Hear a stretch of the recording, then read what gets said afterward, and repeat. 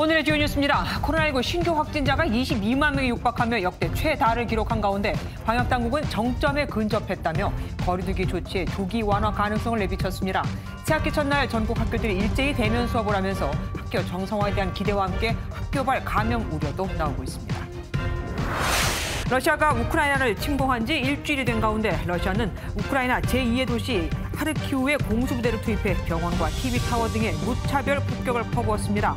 남부의 거점 도시 헤르손이 러시아군에 점령됐다는 보도가 나온 가운데 군사장비 행렬이 수도 키우 도심에서 약 20km 지점까지 접근한 것으로도 알려졌습니다.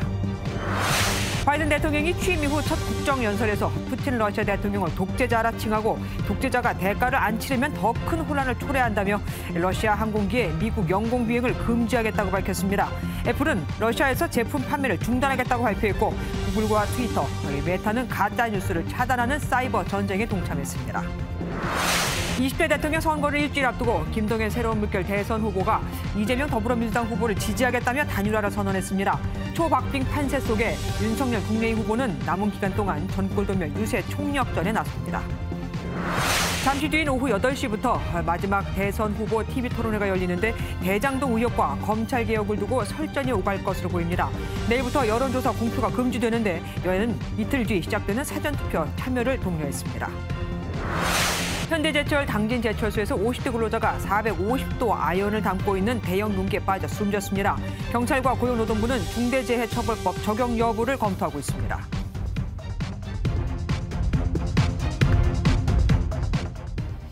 코로나19 신규 확진자가 하루 새 8만 명이 증가해 22만 명에 육박했습니다. 정점을 지나 감소세로 돌아선 세계 주요 국가와 달리 나홀로 역주행을 하고 있는 건데 다행인 건 지난주부터 이 증가율이 둔화하고 있다는 겁니다. 그럼 정점이 머지 않았다고도 해석할 수 있겠죠? 1, 2주 안에 정점에 도달하면 사회적 거리두기도 조기에 완화할 수 있다는 말이 나옵니다. 이상은 기자가 먼저 보도합니다. 코로나 신규 확진자는 21만 9,241명. 일주일 전보다 1.3배 많고 2주 전보다는 2.4배 많습니다. 주말 휴가가 끝나고 PCR 검사량이 평균 검사량보다 훨씬 많은 105만 건을 기록하면서 확진자도 급증했기 때문입니다. 사망자는 112명, 위중증은 762명으로 계속 증가하면서 병상도 점차 차고 있습니다. 다만 지난주부터 확진자 증가율이 둔화하면서 1, 2주 안에 정점에 도달할 것으로 정부는 보고 있습니다. 정점이 가까워짐에 따라 정부는 모레 중앙재난안전대책회의에서 오는 13일까지 예정된 6인 밤 10시 영업 제한을 조기 완화하는 방안을 검토하기 시작했습니다.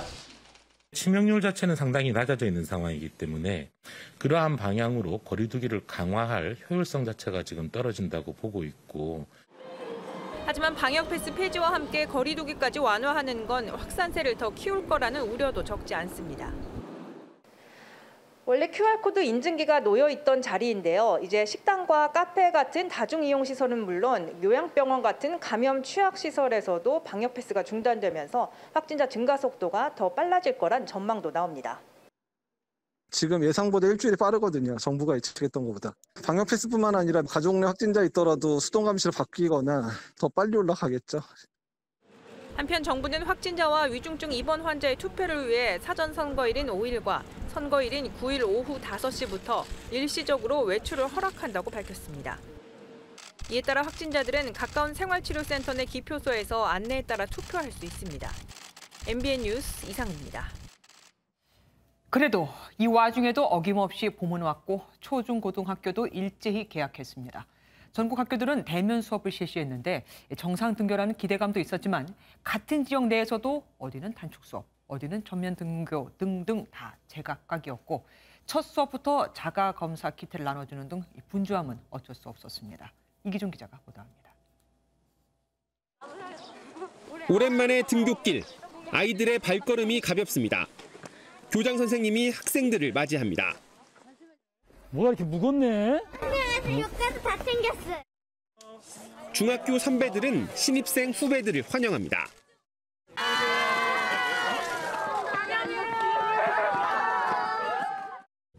자가진단도 하고 와야 돼가지고 그런 건 조금 걱정이 되지만 그래도 학교 오는 게 좋으니까. 첫 수업은 학교 방역 지침, 자가진단 키트가 배부됩니다. 선생님이 이거 설명해 줄게. 이거 학부모들은 대유행 속 등교가 조마조마하지만 기대가 교차했습니다. 걱정 반, 설렘 반, 이제 코로나도 심해지고 해서 그래도 아이가 또 학교 가서 새로 선생님하고 아이들 또 만나고 또 신나하는 모습을 보니까. 하지만 학교 현장의 혼란은 여전합니다. 교육부가 정상 등교를 원칙으로 세부 지침은 학교 자율에 맡기면서 같은 동네라도 등교 방식에 차이가 있습니다. 인접해 있는 서울 용산구 초등학교 10곳 중 7곳은 전면 등교, 한 곳은 단축 수업, 두 곳은 부분 등교로 나타났습니다. 400명 이하 학교고 학급당 25명 이하 학교는 등교를 원칙으로 한다는 거고. 3호, 4, 6이 돌아가면서 일주일에 두세 번 정도 등교하는 계획이에요. 확진자 급증으로 재학생의 3%가 신규 확진되거나 15%가 격리돼 원격 수업으로 전환되는 경우도 속출할 수 있습니다. 5월까지 5세에서 11세 50% 이상이 감염될 수 있다는 국내 연구진의 전망이 나온 가운데 학교발 감염이 확진자 증가세에 기름을 부을 수 있다는 우려도 나옵니다. MBN 뉴스 이기종입니다. 재택치료자 80만 명 시대. 재택치료 후 일상으로 복귀하는 사람도 당연히 많아졌습니다. 그런데 7일간 재택치료를 마치고 혹시나 하는 마음에 자가검사 키트나 PCR 검사를 해봤더니 양성이 나오는 경우가 꽤 많습니다. 그런데도 격리를 해제하고 외출이나 출근을 해도 되는 건지, 또 오미크론은 누구는 많이 아팠다고 하고 누구는 덜 아팠다고 하는데 왜 이렇게 다른 건지 등등 정태진 기자가 알아봤습니다. 현행 방역 지침은 확진자가 7일간 자가격리를 마치면 별도로 PCR 검사를 하지 않고 일상으로 복귀하는 게 가능합니다. 그런데 혹시나 하는 불안감 때문에 자가키트로 검사를 했더니 여전히 양성이 나오는 사례가 잇따르고 있습니다.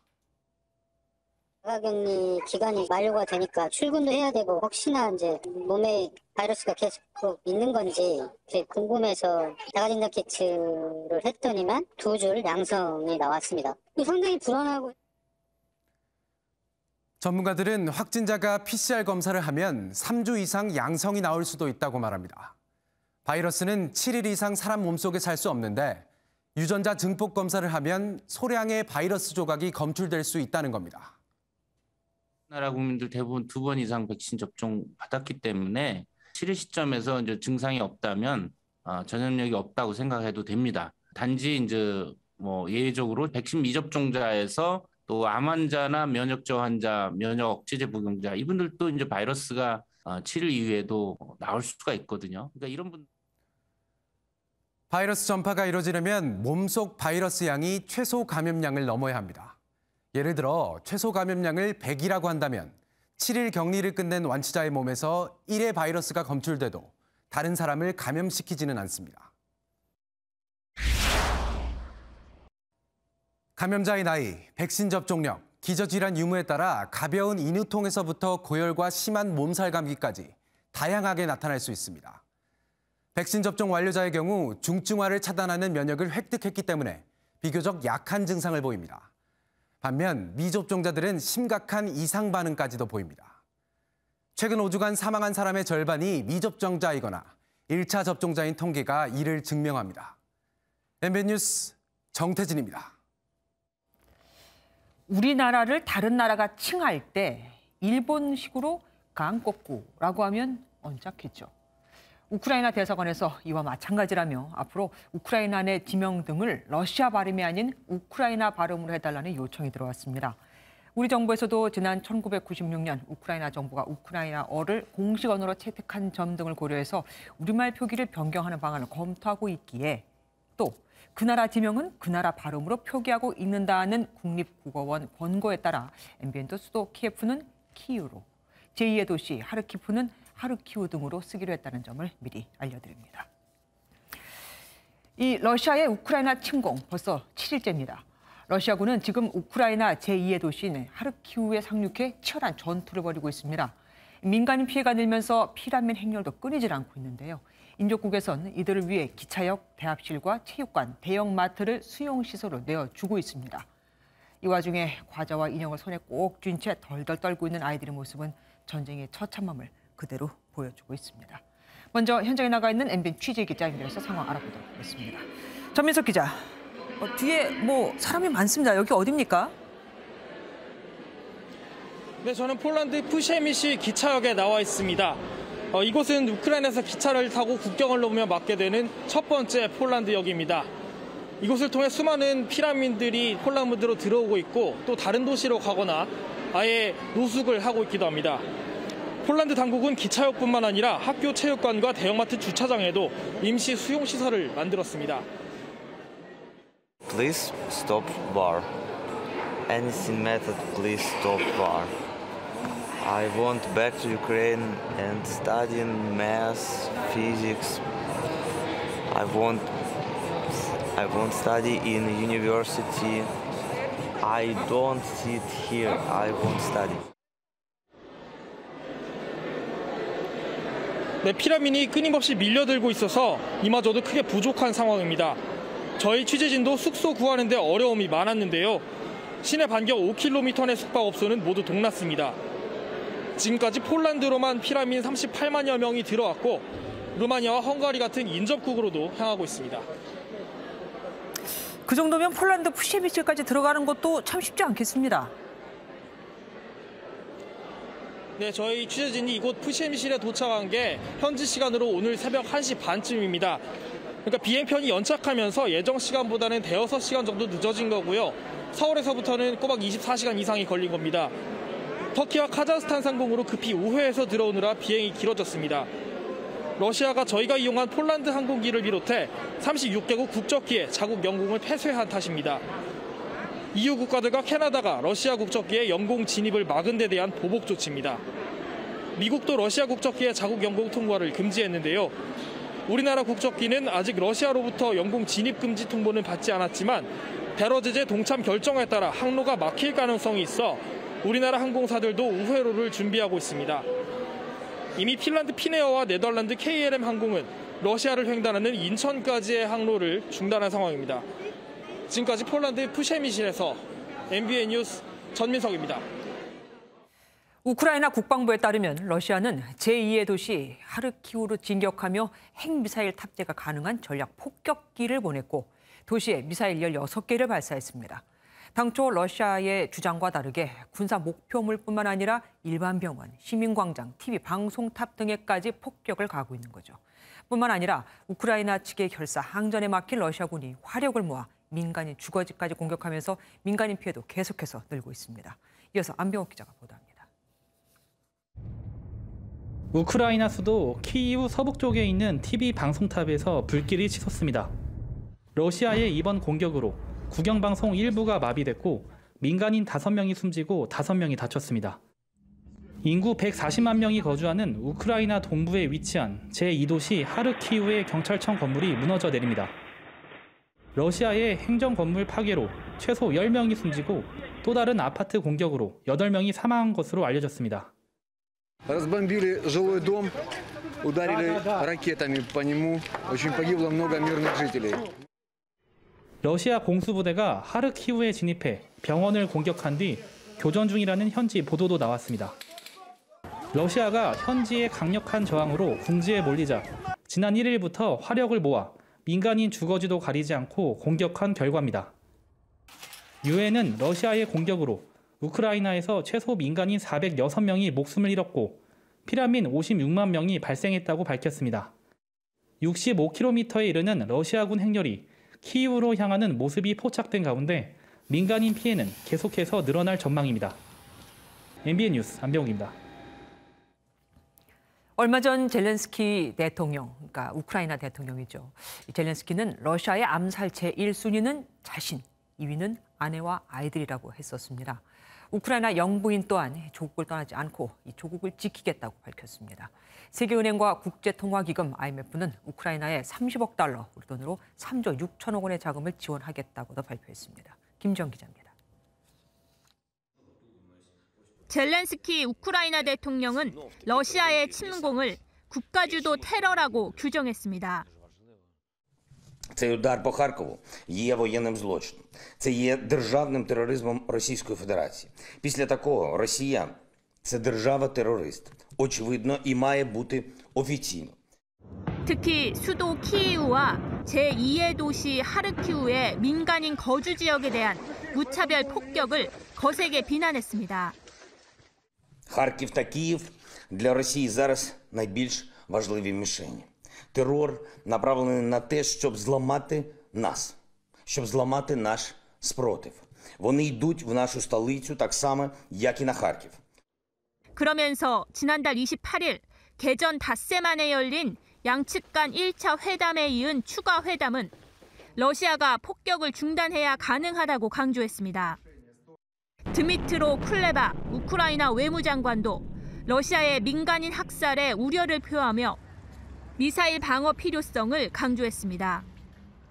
Yes, we are fighting in the air, but physically Russia has more planes to deploy to Ukraine than we have. So that's why we put such an emphasis on air defense and air force and also missile defense. 세계은행과 국제통화기금 IMF는 이번 주 긴급자금 3억 5천만 달러 지원안 처리를 포함해 수개월 안에 우크라이나에 30억 달러, 한화 3조 6천억 원의 자금을 지원할 계획이라고 밝혔습니다. MBN 뉴스 김지영입니다. 바이든 미국 대통령이 취임 이후 첫 국정연설에서 대부분을 우크라이나를 침공한 푸틴에 대한 비난과 제재에 할애했습니다. 우리나라와 중국에 대한 언급도 있었는데요. 여기에 참석한 많은 의원들은 우크라이나를 지지하는 표시로 우크라이나 국기와 같은 파란색, 노란색 옷을 입고 있었습니다. 워싱턴에서 최중락 특파원이 전해갔습니다. Madam Speaker, the President of the United States.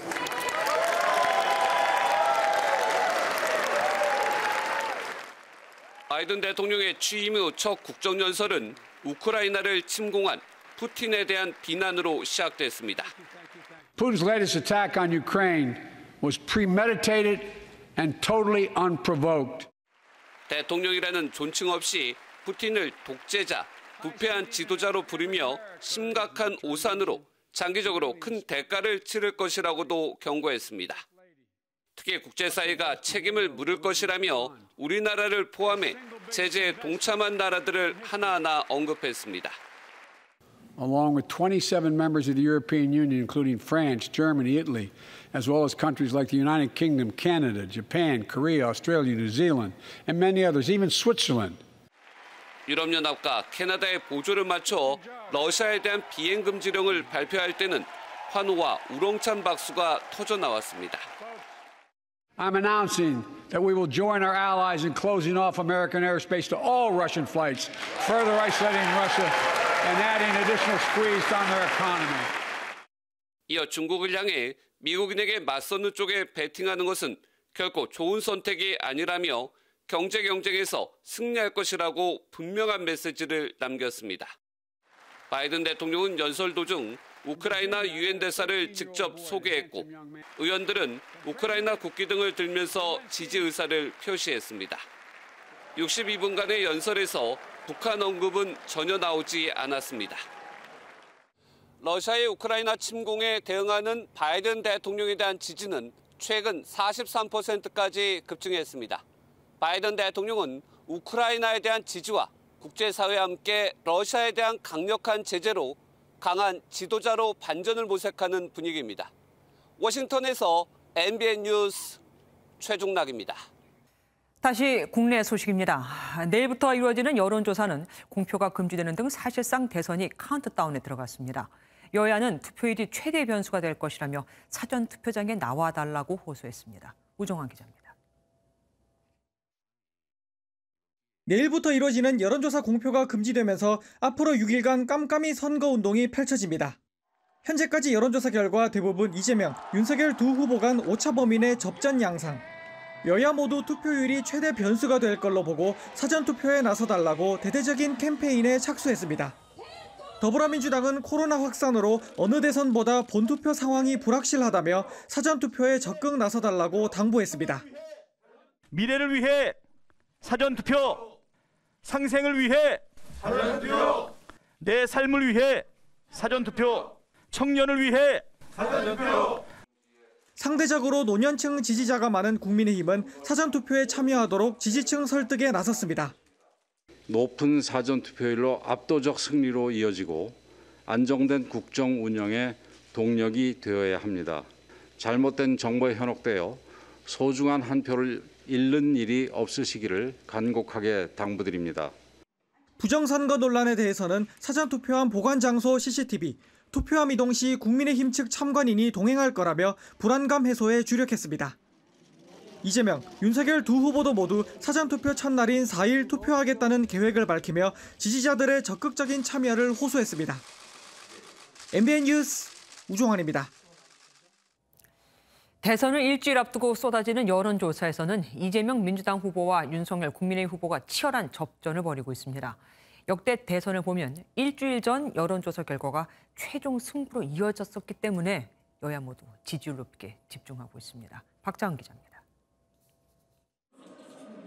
오늘 발표된 여론조사는 모두 5개. 먼저 ARS 방식 조사부터 살펴보면 리얼미터는 이재명 후보 43.1%, 윤석열 후보 46.3%, PNR은 42.5% 대 46.5%, 미디어 리서치는 45% 대 44.9%, 조원 CNI는 42.4% 대 45.3%였습니다.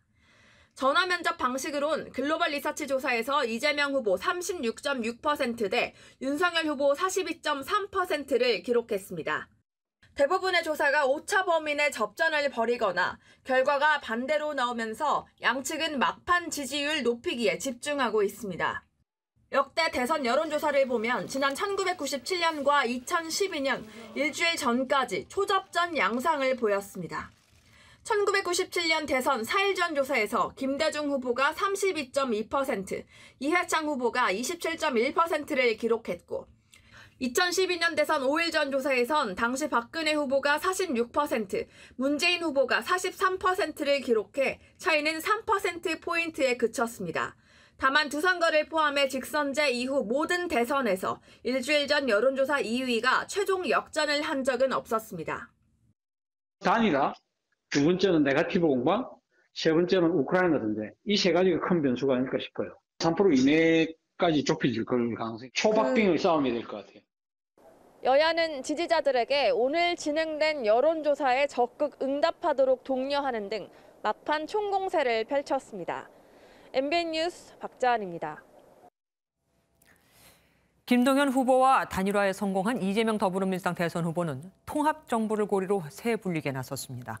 민주당은 대선에 앞서 정치개혁안 처리를 위해 원포인트 국회를 열자고 제안했는데 국민의힘은 왜 그걸 이제 하느냐, 180석을 갖고 그동안 뭐 했느냐며 일축했습니다. 김문영 기자가 보도합니다. 이재명 더불어민주당 후보는 선거 막판 정치교체와 통합론을 앞세워 지지층 결집에 총력을 다하고 있습니다. 국회 정개특위 소속 민주당 의원들은 다당제 등 정치개혁안 실천을 위해 대선 전 원포인트 국회 본회의와 정치개혁 연석회의를 열자고 제안했습니다. 송영길 대표도 이준석 대표에게 정치개혁 회담을 제안하며 압박했습니다. 저와 이준석 대표 간에 정치개혁 토의를 위한 회담을 제안합니다. 그래서 같이 좀 이것을 통해서 진지하게 국민이 바라는 욕구를 좀 수용을 해봅니다. 김동연 새로운 물결 대선 후보는 후보직을 중도 사퇴하고 이재명 후보 지지운동에 나서겠다며 힘을 보탰습니다. 저는 오늘부터 이재명 후보의 당선을 위해 다시 운동화 끈을 묶겠습니다. 김 후보는 단일화 과정에서 합의한 삼권 분립과 통합정부에 김종인 전 국민의힘 총괄선대위원장도 뜻을 같이 하고 있다고 주장했습니다. 국민의힘은 조원진 우리공화당 후보에도 연대를 제의하는 등 반윤연대 잡탕을 만든다고 비판했습니다. 민주당은 국민의힘이 거부할 경우 정의당과 연대해 정치개혁을 위한 본회의 소집을 강행할 것이라며 압박을 이어갔습니다. MBN 뉴스 김문영입니다. 국민의힘은 이제 안철수 국민의당 후보와의 단일화에 대해서 그런 언급은 최대한 자제하고 있습니다. 오히려 그렇게 말 많았던 단일화를 여권이 해버렸으니까요. 대신 투표로 단일화하자며 정권 교체 가능성이 가장 큰 후보가 윤석열임을 강조하는 전략을 짰습니다. 강세영 기자입니다. 야권 후보 단일화가 결렬되자 국민의힘은 단일화 관련 언급을 자제하며 책임론의 선을 그었습니다. 그러면서 윤석열 후보가 야권의 유일한 후보임을 강조하며 정권 교체를 지지하는 유권자를 모두 끌어안으려는 전략을 세웠습니다. 우리가 기다리지만 지금 쉽지 않고 쉽지 않을 경우에는 결국은 투표로 단일화되는 수밖에 없지 않나 이렇게 봅니다. 안철수 국민의당 대선 후보 지지층 중 정권 교체를 강하게 바라는 유권자를 최대한 끌어오겠다는 전략으로 풀이됩니다. 이준석 대표도 정권 교체를 바라는 국민의 마음이 유일한 야권의 후보인 윤석열 후보에게 결집되고 있다며 지지를 호소했습니다. 선거 유세에도 총력전을 펼칩니다. 윤 후보는 투표일 전날인 8일까지 6박 7일간 현지에서 숙박을 하며 전국 순회 유세에 나섭니다. 내일은 충남 아산시의 현충사를 찾아 참배하고 세종시 등 충청권 유세를 거쳐 경남 창원시까지 가는 바쁜 일정을 소화할 예정입니다. 사전투표 첫날 아침에는 부산에서 투표를 하며 다시 한번 지지를 호소할 계획입니다. MBN 뉴스 강세현입니다. 국회 법사위에서 여야가 또 충돌했습니다. 대선 후보 검증을 위해서 법사위가 법무부에 자료를 요청했는데 윤 후보 관련 자료만 제출이 됐거든요. 여당은 일단 온 것부터 보자는 입장이지만 야당은 이 후보 자료도 와야 열람이 가능하다고 맞섰습니다. 백길종 기자입니다. 오늘 오후로 예정됐던 법무부 제출 자료 열람이 2시간 넘는 줄다리기 끝에 불발됐습니다. 지난주 법사위는 법무부에 이재명 민주당 후보의 범죄 수사 경력 자료와 윤석열 국민의힘 후보의 신체 검사 자료를 요구했지만 이 후보 관련 자료가 제출되지 않았기 때문입니다. 경찰이 개인정보 공개 관련 법률적 문제 검토를 이유로 제출을 미룬 건데 민주당은 윤 후보의 신검 자료부터 열람하자고 요구했습니다. 다른 자료가 오기 전에는 이행을 해서 가져온 그 자료도 볼 수 없다, 이게 야당의 주장이에요. 저희 당 입장에서는 이게 두 서류가 동시에 오픈돼야만 볼 수 있다고 저희가 의결한 게 아닙니다. 하지만 국민의힘은 전제가 충족되지 않았다며 반대 해석을 내놨습니다. 두 개의 자료를 요구를 했는데 법무부 장관이 그 부동시 관련된 자료밖에 안 갖고 왔어요. 그렇기 때문에 기본 전제, 같이 열람하는 거, 전제가 충족 안 되기 때문에 신경전 끝에 여야는 경찰에 다시 자료 제출을 요구하고 내일 열람하기로 결정했습니다. 마지막 TV 토론을 앞두고 막판 네거티브 공방도 이어졌습니다. 민주당은 조남욱 전 삼부토건 회장 아들 조시현 씨의 녹취록이 공개됐다며 윤 후보는 불기소로 사건을 덮어준 스폰서 검사였다고 날을 세웠고 국민의힘은 윤 후보 배우자 김건희 씨에 대한 공세를 퍼붓는 민주당을 향해 김혜경 씨의 대리 처방, 법인카드 유용, 관용차 사용에 대한 명확한 입장을 밝히라고 반박했습니다. MBN 뉴스 백길종입니다. 대선을 앞두고 문재인 대통령이 김대중 노무현 정부를 높이 평가하는 발언을 잇따라 내놓았습니다. 국민의힘은 왜 이 시기에 또 딱 두 분을 찍어서 얘기를 하는가? 국민을 갈라치게 하는 망언을 넘은 도발이라고 반발했습니다. 송정 기자입니다. 첫 입학식이 열리는 전남나주 한국에너지공과대에 보낸 문재인 대통령 영상 축사입니다. 노무현 정부는 국가 균형 발전 시대를 열기 위해 나주를 혁신 도시로 지정하고 한국전력공사를 이전시켰습니다. 노무현 정부 국정 철학을 높이 평가한 데 이어 어제 3.1절 기념사에서는 김대중 정부를 첫 민주정부로 규정했습니다. 첫 민주정부였던 김대중 정부는 자신감을 가지고 일본 문화를 개방했습니다. 야권은 김영삼 전 대통령 2주기 추도식에서 문민정부를 극찬했던 문 대통령이 대선을 앞두고 편가르기에 나섰다며 사과를 요구했습니다. 고 김영삼 전 대통령과 최초의 문민정부에 대한 역사적 평가에도 불구하고 그것을 외면한 문 대통령의 발언은 망언을 넘어 폭언에 가까운 도발입니다. 김영삼 민주센터도 성명서를 통해 역사 왜곡은 물론 국민 내부를 갈라치려는 의도라고 비판했습니다. 청와대는 야당의 반응을 이해할 수 있다면서도 DJ 정부 이전의 민주주의는 실질적 진전이 있었다기보다 형식적이었다며 선을 그었습니다. MBN 뉴스 송주영입니다. 잠시 뒤인 밤 8시부터 사자 토론회가 시작됐죠. 다시 한번 현장 연결해서 현재 상황을 들어보도록 하겠습니다. 이현재 기자, 도대체 거기가 얼마나 뜨겁길래, 열기가 뜨겁길래 기자 목소리가 다 안 들리는 겁니까?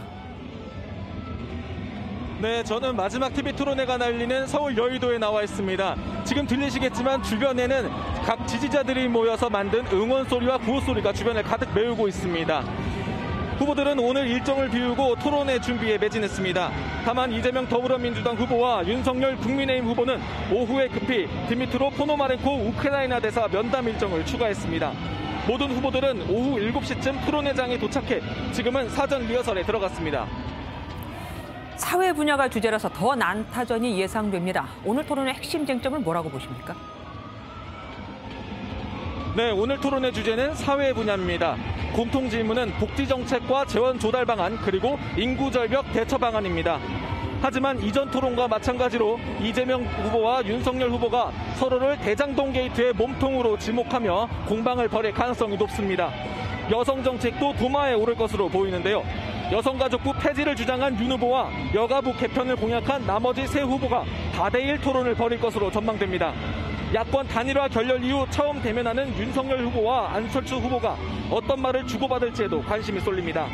여기에 이 후보가 정치개혁을 통한 통합정부를 연일 주장하면서 안 후보에게 러브콜을 보내는 만큼 이 후보와 안 후보 두 사람 사이에 어떤 기류가 감지될지도 관전 포인트입니다. 지금까지 서울 여의도에서 MB 뉴스 이현재입니다.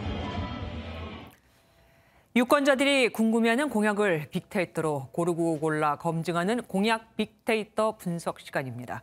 오늘은 외교 안보 분야의 뜨거운 화두죠. 사드 추가 배치를 둘러싼 각 후보들의 공약을 조창훈 기자가 비교 또 검증해봤습니다. 공약 빅데이터 분석 외교 안보 분야 첫 번째 키워드는 고고도 미사일 방어 체계 사드입니다. 충남 지역 배치 가능성이 거론되자 해당 지역에서 검색량이 급상승하는 등 유권자들의 관심이 뜨거운 모습입니다. 윤석열 국민의힘 후보는 약 70km 상공에서 터지는 북한의 전자기 펄스, 이른바 EMP탄 공격을 막기 위해 사드 추가 배치가 필요하다는 입장입니다. 반면 이재명 더불어민주당 후보는 LSAM 등 한국형 방어체계 조기 구축을 통해 충분히 대응이 가능하다고 강조하는데요. 심상정 정의당 후보는 효율성을 들어 반대 입장을, 안철수 국민의당 후보는 신중 검토 의사를 밝히는 등 후보별로 입장이 첨예하게 엇갈리고 있습니다. 전문가들은 꼭 사드여야 하는지를 두고 찬반이 나뉘었지만 고고도 미사일 방어 필요성이 점차 커지고 있다는 데는 이견이 없었습니다.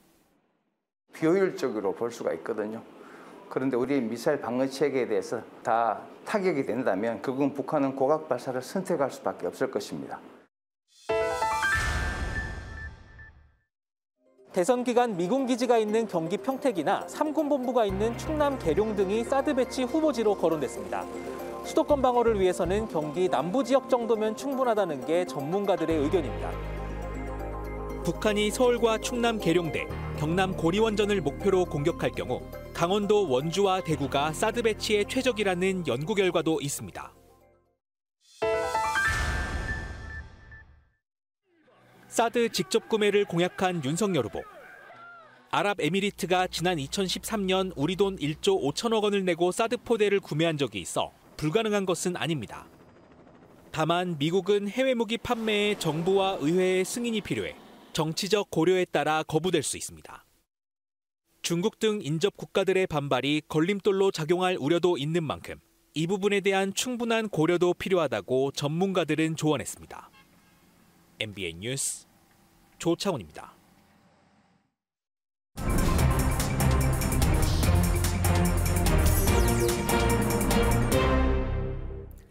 오늘 있었던 정치권 뒷이야기 들어보는 정치 톡톡 시간입니다. 정치국 원주희 기자와 함께하겠습니다. 어서 오십시오.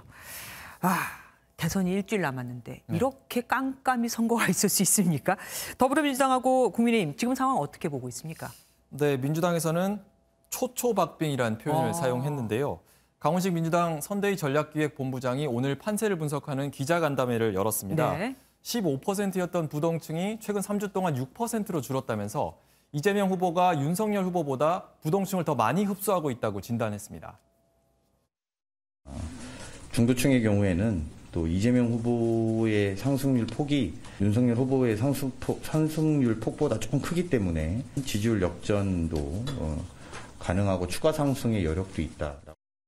네, 또 조응천 선대위 공동상황실장은 지금 야구로 치면 9회 말 1점 차로 뒤지고 있다면서 밀어내기로 역전을 하느냐 마느냐 이런 상황이라고 표현하기도 했습니다. 야, 9회 말 1점 차 진짜 와 닿습니다. 네.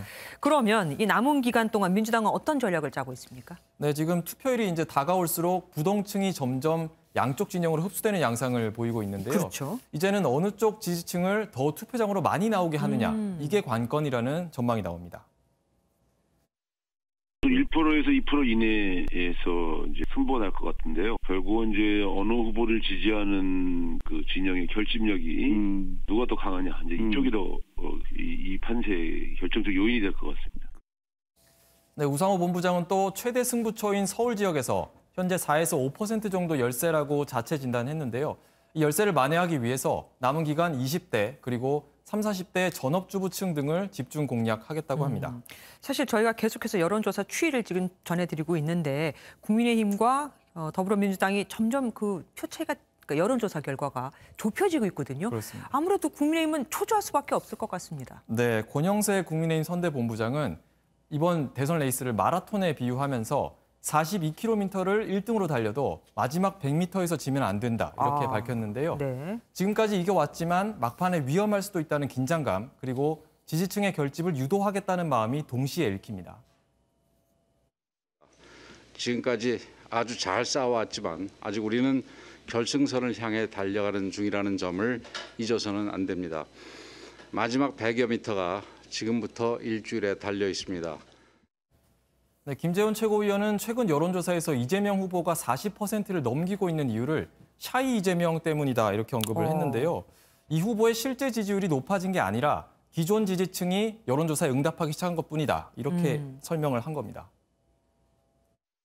이른바 샤이 이재명들이 이제 여론조사에 응답을 하기 시작한 거라고 봐요. 절대로 나는 이재명을 지지한다고 할 수가 없다는 분들이 이제는 판이니까. 네, 어쨌든 국민의힘은 아직 윤 후보가 앞서 있다 이렇게 자체 판단하고 있고요. 또 야권 단일화가 결렬돼서 오히려 보수층이 더 결집하지 않겠나 하고 기대하는 모습도 있습니다. 방금 뭐 샤이 이재명, 샤이 윤석열 이런 말도 나왔는데 네. 실제로 그런 표들이 존재하고 있는 거 맞습니까? 일단 개념적으로는 이제 현재 여론조사에서는 잡히지 않지만 결국은 이 후보나 윤 후보에게 향하는 그런 표심을 이야기하는 건데요. 네네. 여론조사상 이재명 후보의 호남 지지율 그리고 윤석열 후보의 TK 지지율이 과거 후보들에 비해서 좀 낮은데 그렇다고 이쪽 표심이 상대 후보에게 가겠느냐라는 점에서 이제 샤이 표심 얘기가 나온 측면이 있고요. 네. 이와 별개로 지난 19대 대선 때 선거 당일에 투표 후보를 결정한 유권자가 전체 7%, 그리고 투표 하루에서 3일 전에 결정한 유권자가 10%에 달한다는 한국 갤럽 조사가 있습니다. 굉장히 많네요. 네, 그래서 결국 이제 막판 부동층을 누가 더 많이 붙잡느냐 이런 싸움인데 각자 진영에서 지금 여론조사보다 숨어있는 표심이 더 많다는 점을 강조함으로써 부동층을 끌어오기 위한 수사적인 측면도 있는 것으로 보입니다. 선거가 막판으로 가서 그런지 각계각층에서 뭐 후보들에 대한 지지 선언이 이어지고 있지 않습니까? 그런데 오늘 이분에 대한 지지 선언은 굉장히 좀 놀랍기도 하고 신기하기도 했습니다. 네. 박근령 전 이사장, 이재명 후보 지지 선언을 했어요. 그렇습니다. 박근혜 전 대통령의 동생이죠. 박근령 전 유경재단 이사장이 이재명 후보 지지를 선언했습니다. 박 전 이사장은 이 후보만이 영호남 통합 권력을 만들 수 있다면서 지지 이유를 밝혔고요. 그런가 하면 서초동에서 조국 수호 집회를 주도했던 이 친문단체 깨어있는 시민연대는 또 윤 후보를 지지한다고 선언했습니다. 정치 바람은 군인도 예외가 아닌데요. 오늘 오전에 예비역 장병 7만여 명이 이재명 후보 지지를 선언하자 오후 2시에는 전직 국방부 장관과 참모총장 등 예비역 장성 1,300여 명이 윤석열 후보 지지에 나서며 맞불을 놓기도 했습니다. 정말 보통 이렇게 설명을 들으면 좀 정리가 돼야 되는데 더 어려워집니다. 네. 결과를 두고 봐야겠죠. 지금까지 정치톡톡 정치부 원주희 기자와 함께했습니다. 고맙습니다. 현대제철 당진제철소에서 근로자가 450도 이상의 액체 상태의 아연을 담고 있는 대형 용기에 추락해 숨졌습니다. 발이 미끄러진 겁니다. 김영현 기자가 보도합니다. 현대제철 당진제철소 1냉용 공장에서 사고가 난 건 오늘 오전 5시 40분쯤 50대 남성 근로자가 아연 도금 포트에 빠졌다는 신고가 119 상황실에 접수됐습니다. 신고를 받고 출동한 119 구급대원이 사고 현장에 도착했지만 남성은 이미 숨을 거둔 상태였습니다. 당시 대형 용기 형태의 포트 안에는 강판을 도금할 때 쓰는 아연이 450도 이상의 고온에 녹아 액체 상태로 가득 차 있었습니다. 숨진 남성은 혼자 포트 위에 서서 액체 상단 부분에 있는 찌꺼기를 걷어내다가 미끄러져 추락한 것으로 알려졌습니다. 욕조 형태고요. 거기에 이제 아연물이 가득 차 있는 거죠. 무게중심이 앞으로 쏠렸거든요. 경찰과 고용노동부는 해당 작업을 할 때 2인 1조 규정이 있었는지 등 안전 확보 의무 준수 여부를 조사하고 있습니다. 현대제철은 상시 노동자 수가 10,000명이 넘어 중대재해처벌법 적용 대상 사업장입니다. 안전관리 시설 같은 게 규정대로 잘 됐나 안 됐나 이런 거를 이제 수사를 해야 돼요. 그거 염두에 두고 현대제철 당진제철소에서는 지난해 5월에도 철광석 가열로에서 일하던 40대 근로자가 쇳덩이를 떠올리는 장비에 끼어 목숨을 잃었습니다. MBN 뉴스 김영현입니다. 깜깜한 새벽에 렌터카를 타고 휴대전화 매장으로 돌진해 진열된 스마트폰을 훔쳐달라는 남성이 붙잡혔습니다. 1,000만 원 상당의 스마트폰을 쓸어 담고 도전한 데 걸린 시간은 날랑 30초였습니다. 윤기란 기자입니다. 새벽 시간, 하얀색 승용차 한 대가 인도 위에 서 있습니다. 도로로 나가는가 싶더니 갑자기 빠르게 후진해 휴대전화 매장 유리문을 박살냅니다. 매장 깊숙이 들어온 차에서 내린 남성은 휴대전화가 진열돼 있는 곳으로 빠르게 달려갑니다. 렌터카를 몰고 휴대전화 매장으로 돌진해 진열된 스마트폰을 훔친 20대 남성입니다. 재빨리 스마트폰 7대를 쓸어 담더니 다시 차를 타고 사라졌는데 1,000만 원 상당의 물건을 훔치고 도주하는데 30초밖에 걸리지 않았습니다. 빚에 쫓기던 남성은 훔친 휴대전화를 작물업자에게 모두 팔아넘긴 것으로 조사됐습니다. 차를 좀 할부식으로 뺀 것을 못 갚아서 이제 채무가 생긴 것도 있고 여기저기 생활비 때문에 빚을 쓴 게 있고 이제 톡톡을 받다 보니까 그런 이제 엉뚱한 생각을 한 거죠. 이 남성을 특수절도 혐의로 붙잡아 조사한 경찰은 훔친 스마트폰을 사들인 작물업자에 대한 수사도 벌이고 있습니다. MBN 뉴스 윤기란입니다.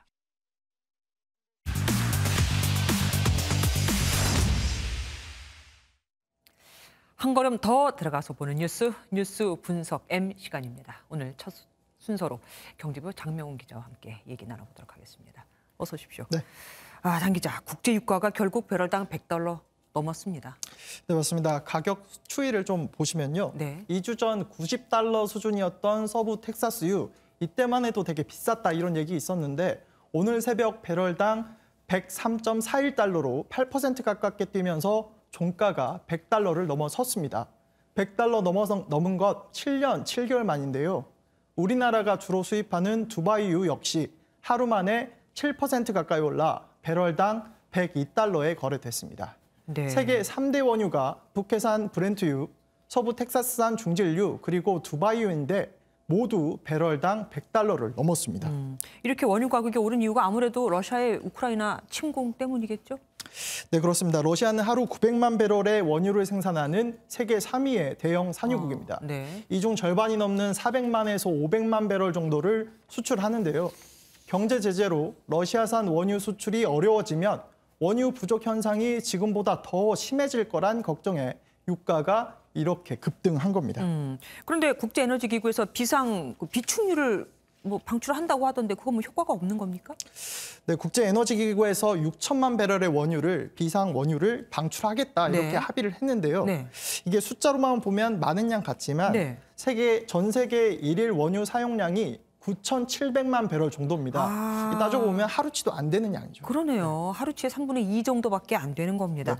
그러면 당장 휘발유 값이 오를까 걱정인데 이런 국제 유가가 우리 국내에 반영되는 건 언제쯤입니까? 네, 국제 유가가 보통 2주에서 3주 뒤에 국내 유가에 반영이 되는데요. 오늘 국내 유가를 보면요. 전국 평균 휘발유 가격은 리터당 1,767원, 경유는 리터당 1,594원인데요. 국제 유가 상승이 그대로 국내에 반영된다고 가정하고 단순 계산을 해보면 2주 뒤 국내 휘발유 가격은 2,000원대로 육박할 것으로 보입니다. 잠깐만요. 그런데 이거 유류세 20% 인하 반영된 거 아닙니까? 네, 맞습니다. 반영된 가격이고요. 유류세 인하 조치가 없다면 휘발유 가격이 리터당 164원 정도 더 오릅니다. 유류세 인하는 4월 30일 다음 달 말까지인데요. 문제는 다음 달 말에 국제 유가가 안정될 가능성 그리 크지 않다는 겁니다. 네, 심지어 배럴당 130달러에서 150달러까지 국제 유가가 더 오를 수 있다는 예측도 있고요. 러시아산 천연가스 등도 제재를 받으면 대체품인 석탄 가격 등도 덩달아 폭등할 수 있다. 이런 전망까지 나오고 있습니다. 유가가 그렇군요. 그리고 우크라이나 사태가 처음 터졌을 때 코인 가격이 급락을 했었는데 요즘 많이 오르고 있어요? 네, 그렇습니다. 준비된 차트를 먼저 같이 보시면요.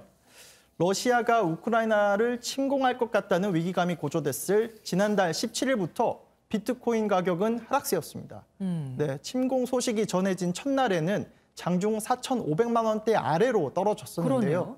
그런데 어제 무려 13%나 급등하면서 튀어올랐고 오늘 또 오전에 1% 상승세를 보였습니다. 야, 이게 수천만 원에 달하니까 1%만 해도 어마어마한 수치 아니겠습니까? 예, 맞습니다. 그런데 전쟁이 아직 끝난 게 아니잖아요. 그런데 왜 올랐습니까? 바로 러시아에 대한 미국과 서방 국가의 경제 제재가 이유입니다. 국제 결제 시스템에서 러시아를 배제하기로 결정한 뒤 러시아 루블화 가치는 30%나 폭락했습니다. 당시 실제 은행 앞에 러시아인들이 돈을 인출하려고 줄을 서는 등 불안한 모습도 포착이 됐는데요. 들어보시죠. Уже с четверга все бегают от банкомата к банкомату, где что появляется. Ну, кому-то везет, кому-то нет. 정리하자면 화폐 가치가 휴지가 될 수 있다는 불안에 러시아인들이 비트코인을 매수하면서 가격이 크게 올랐다 이런 분석입니다. 중국 같은 경우는 가상화폐 거래를 금하고 있잖아요. 채굴도 못하게 하고 있고 러시아는 안 그런가 봅니다. 네, 러시아는 비트코인 채굴 분야에서 세계 3위입니다. 러시아 가상자산 계좌가 1,200만 개가 넘고 예치된 돈만 92조 원에 달한다고 합니다. 사실 러시아는 2014년 크림반도 병합 때 국제적인 경제 제재를 받은 적이 있습니다. 당시 러시아가 이런 제재를 추후에 무력화하기 위해서 가상화폐 시장을 키워왔다 이런 얘기도 있습니다. 네, 그거는 그렇다 치고 그러면 우크라이나에서는 거기서는 왜 가상화폐 거래가 이렇게 활발한 겁니까 요즘에? 네, 최근 우크라이나 가상화폐 거래가 평소보다 3배 정도나 늘었다고 합니다. 네, 우크라이나 정부가 러시아 침공 직후 전쟁 자금 마련을 위해 가상화폐를 기부받겠다면서 코인을 받을 전자지갑 주소를 공유했습니다. 어제까지 답지한 가상화폐 기부가 264억 원이 넘는 것으로 전해졌는데요. 이게 전쟁 또는 분쟁 지역에서 가상화폐가 기존 통화의 대체제로 주목받고 있는 것이 이번 우크라이나 사태로 확인할 수 있습니다. 그러니까 전쟁이라는 아픈 상처를 통해서 가상화폐가 오히려 새로운 쓰임을 찾는 모습을 우리가 확인할 수 있습니다. 예, 고맙습니다. 지금까지 정명훈 기자와 함께했습니다. 고맙습니다. 고속도로도 아닙니다. 서행해야 하는 국도에서 무려 시속 252km의 어마어마한 속도로 광란에 질주를 한 스포츠카 동호회 회원들이 적발됐습니다. 이들이 벌인 지옥의 레이스로 2명이 목숨을 잃었죠. 강진우 기자가 보도합니다. 경남 창원의 한 국도 위를 스포츠카 4대가 내달리기 시작합니다. 정상 속도를 지키며 운행하는 시내버스가 위태롭게 보일 정도입니다. 레이싱 승부욕에 자극된 운전자들은 칼치기뿐만 아니라 급제동도 서슴지 않습니다. 터널 안에서는 제한 속도 80km의 3배가 넘는 시속 252km까지 올립니다. 이런 식으로 내달린 거리만 22km. 결국 제일 앞서 가던 차량이 가드레일을 들이받으면서 위험한 질주는 끝이 났습니다. 운전자와 동성자 2명이 숨지고 뒷차 운전자도 다쳤습니다. 경찰은 당시 속도 경쟁에 동참했던 운전자 3명을 입건했습니다. 이들은 인터넷 동호회 회원들로 한 달에 한두 번꼴로 레이스를 벌였는데 공동 위험 행위와 초과속 운전 등의 혐의를 받습니다. 형사처벌과 함께 1년간 무산점수 초과로 면허 취소 처분을 저희가 할 예정에 있습니다. 경찰은 폭주와 난폭 운전을 발견하면 스마트 국민제보 앱을 통해 바로 신고해달라고 당부했습니다. MBN 뉴스 강진우입니다.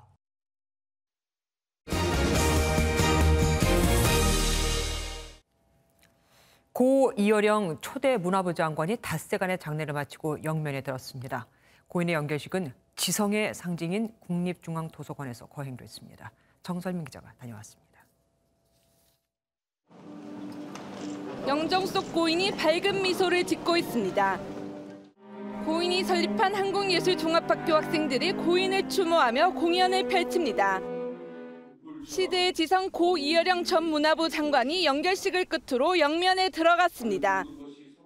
우리는 꺼져가는 잿더미에 불씨를 살리는 시대의 부직갱이를 잃었습니다.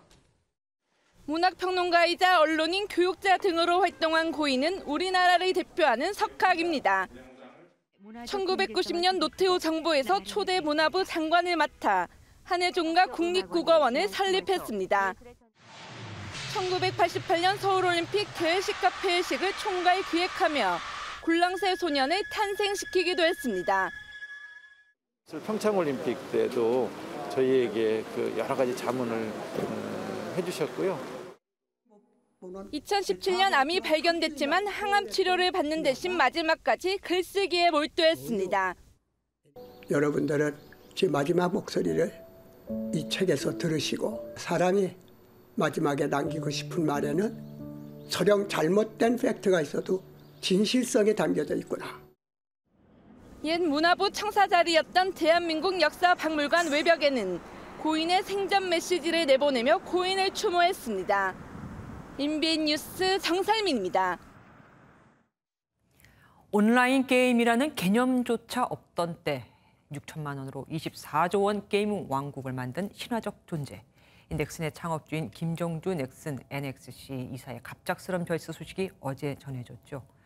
대학 선배인 김택진 NC소프트 대표는 살면서 가장 큰 고통을 느꼈다고 애통했고, 고인의 은사인 이광형 카이스트 총장은 바람의 나라에서 편히 쉬라고 애도했습니다. 민경현 기자입니다. 1994년 6천만 원의 자본금으로 넥슨 설립. 1996년 국내 최초의 온라인 게임 바람의 나라 출시. 그 후 연이은 히트작을 내놓으며 넥슨을 시총 24조 원의 글로벌 기업으로 성장시킨 고 김정주 창업주는 국내 게임 산업의 신화였습니다. 그랬던 고인의 갑작스러운 별세 소식에 게임업계와 지인들은 충격에 빠졌습니다. 공대 1년 선배인 김택진 NC소프트 대표는 살면서 못 느꼈던 가장 큰 고통을 느낀다고 밝혔습니다. 대학원 시절 은사였던 이광영 한국과학기술원 총장은 바람의 나라에서 편히 쉬라며 명복을 빌었습니다. 큰 스타고 큰 인물인데 참 너무나 젊은 나이에 이런 일이 있어서 김정주 같은 인물이 정말 또 이 게임업계에 나타나기가 참 어렵고.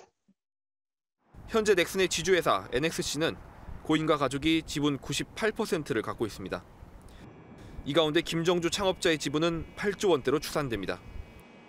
넥슨재팬과 넥슨코리아는 이미 전문 경영인 체제가 정착돼 경영 공백은 없을 것으로 보입니다. 유가족은 국내에 별도 빈소를 차리거나 조문은 받지 않기로 했습니다. MBN 뉴스 민경영입니다. 현재 삼성 서울병원에 입원 중인 박근혜 전 대통령이 조만간 대구 달성군 사저에 입주할 것으로 알려졌습니다. MBN 취재를 종합해보면 이사 날짜는 대선 날, 그러니까 오는 9일이 유력해 보입니다. 신동규 기자가 단독 보도합니다. 제20대 대통령 선거가 치러지는 오는 9일, 박근혜 전 대통령이 대구 달성군에 마련된 사저에 입주할 걸로 알려졌습니다. 현재 사저는 입주 준비가 막바지 단계에 접어들었습니다. 관련 사정을 잘 아는 관계자는 박 전 대통령의 사저 이사 관련 작업은 일주일 정도의 시일 내에 끝마치기로 방침이 정해진 걸로 안다고 밝혔습니다. 정해진 시한 내에 입주 작업이 마무리되면 건강에 큰 변화가 생기지 않는 한 박 전 대통령이 바로 입주할 거란 관측입니다. 그간 박 전 대통령의 달성군 사저에는 건설 자재를 실은 차량과 이삿짐 트럭이 오가는 모습이 포착되기도 했습니다. 이런 가운데 박 전 대통령은 대리인을 통해 사저 전입 신고를 마쳤습니다. 다만 측근인 유영하 변호사는 박 전 대통령의 대선일 사저 입주서를 확인해달란 MBN 취재진의 물음에 문자를 통해 사실이 아니다라는 입장을 밝혀왔습니다. MBN 뉴스 신동규입니다. 전국 택배 노조가 CJ 대한통운 총파업에 들어간 지 64일 만에 대리점 연합과 6월 말까지 합의서를 만들기로 하고 파업을 마무리했습니다. 대리점 연합은 합의문에 이번 사태에 따른 택배 노조에 대한 민의 형사상 고소 고발이 진행되지 않도록 협조하겠다는 내용을 포함시켰습니다. 코로나19 방역 조치로 피해를 본 소상공인 90만 명을 대상으로 하는 4분기 손실보상 본지급이 내일 시작됩니다. 첫 닷새 동안은 사업자 등록번호 끝자리 수를 기준으로 신청 오부제가 시행되는데 안내 문자를 받은 소상공인은 당일 오후 4시까지 신청할 수 있습니다. 스포츠 뉴스입니다. 베이징 올림픽 쇼트트랙 금메달리스트 최민정 선수가 고의 충돌 논란의 주인공 심석희와 결국 불편한 동거를 시작했습니다. 최민정은 빙상연맹에 훈련 외에는 직접적인 접촉을 막아달라고 공식 요청했습니다. 최형규 기자입니다. 고의 충돌 논란의 당사자 심석희의 합류에도 대표팀 훈련에 참가하겠다고 한 최민정이 결국 심석희와 분리해달라고 요청했습니다. 최민정 측은 특정 선수와 훈련하려고 진천 선수촌에 입촌하는 게 아니라며 훈련 외에 불필요한 연락과 접촉이 발생하지 않도록 연맹과 대표팀에 요청한다고 밝혔습니다. 특히 고의 충돌과 욕설 논란으로 선수가 큰 스트레스를 받았고 이번 대회에서도 보복이 있을까 불안하다며 심적 고통을 호소했습니다. 빙상연맹은 협조 요청을 받은 만큼 어떻게 조치할지 논의할 계획이지만 최민정이 훈련 외에 심석희와 아예 접촉도 하고 싶지 않다고 할 정도로 두 사람 사이 감정의 골이 여전히 깊은 상황입니다. 여기에 김아랑도 코로나19에 확진돼 일주일 격리에 들어가 사실상 대회 출전이 어려워지면서 단체전 전력 약화도 우려됩니다. 시즌 마지막 대회인 캐나다 몬트리올 세계선수권대회까지 남은 시간은 보름 정도. 베이징의 감동을 다시 한번 전할 수 있을지 팬들은 기대보다 걱정과 우려의 시선을 보내고 있습니다. MBN 뉴스 최영규입니다. 한낮에 다가오는 봄 기운에 얇은 옷을 입었다가 아침과 저녁에 영하권으로 뚝 떨어져 당황하진 않으셨나요? 내일도 서울의 아침 기온은 영하 1도로 쌀쌀하게 출발하겠고요. 한낮에는 10도까지 오르면서 포근함이 감돌겠습니다. 모레는 오후부터 전국에 비 소식 들어있는데요. 비가 온다 하더라도 당분간 일교차가 10도 안팎으로 크게 벌어져 건강관리에 주의가 필요하겠습니다. 불청기의 국외미세먼지의 유입으로 수도권을 포함한 서쪽 지역의 공기질이 무척이나 탁하겠습니다. 내일 이들 지역은 일평균 초미세먼지 농도 종일 나쁨 수준 보이겠습니다. 중부지방은 아침 기온 영하권, 한낮에는 10도 안팎까지 오르면서 일교차가 크게 벌어지겠고요. 아침까지는 내륙을 중심으로 안개도 짙게 나타나겠습니다. 영남지방과 그 밖의 내륙 곳곳으로는 대기가 바싹 메마른 가운데 바람이 강하게 불고 있습니다. 산불 등 각종 화재 예방에 주의하셔야겠습니다. 강원 산지에는 강풍특보가 발효 중입니다. 바람이 순간적으로 초속 25m로 매우 강하게 불겠습니다. 금요일 전국에 비가 내리고 난 뒤 주말에는 맑은 하늘 드러나겠습니다. 지금까지 날씨였습니다.